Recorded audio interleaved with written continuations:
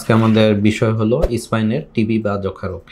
সাধারণভাবে যক্ষা ফুসফুসে হয়, কিন্তু এই যক্ষা কিন্তু স্পাইন সহ শরীরের অন্যান্য অঙ্গেও হতে পারে। স্পাইনের যক্ষা রোগ কোন অংশে হয়? এটা ঘাড়ে হতে পারে, পিঠে হতে পারে, কোমরে হতে পারে। এটা সাধারণত কেন হয় এটা আমরা বলি সেকেন্ডারি টিবি। হয়তো উনি কখনো টিবি রোগে ভুগছেন অথবা ভুগেন নাই, কিন্তু টিবির জীবাণু শরীরে আছে, এই অবস্থায় স্পাইনে টিবি রোগ হতে পারে।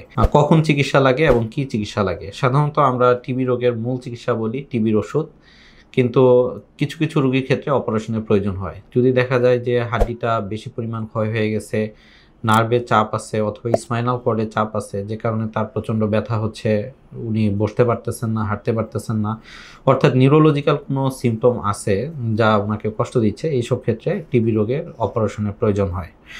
আরেকটা কমন প্রশ্ন হলো যে অপারেশনে ভালো হতে কয়দিন সময় লাগে? এটা আসলে নির্ভর করে টিবির ওষুধটা শরীরে কতদিনে কাজ করতেছে এবং জীবাণু কতদিনে টিবি মুক্ত হচ্ছে, এটার উপর নির্ভর করে। তবে অপারেশনের পরে সাধারণত আমরা 2 থেকে 3 সপ্তাহ রোগীকে রেস্টে থাকতে বলি, তারপরে তার স্বাভাবিক জীবনযাপনে যেতে পরামর্শ দিই। এই অপারেশন সিলেটে হয় কিনা? হ্যাঁ, টিবি রোগের চিকিৎসা সিলেটে হয়, এবং এই ক্ষেত্রে আমরা যে ধরনের চিকিৎসা দিয়ে থাকি ঢাকার মতোই চিকিৎসা পাবেন, এবং আশা করি সবাই ভালো থাকবেন। ধন্যবাদ।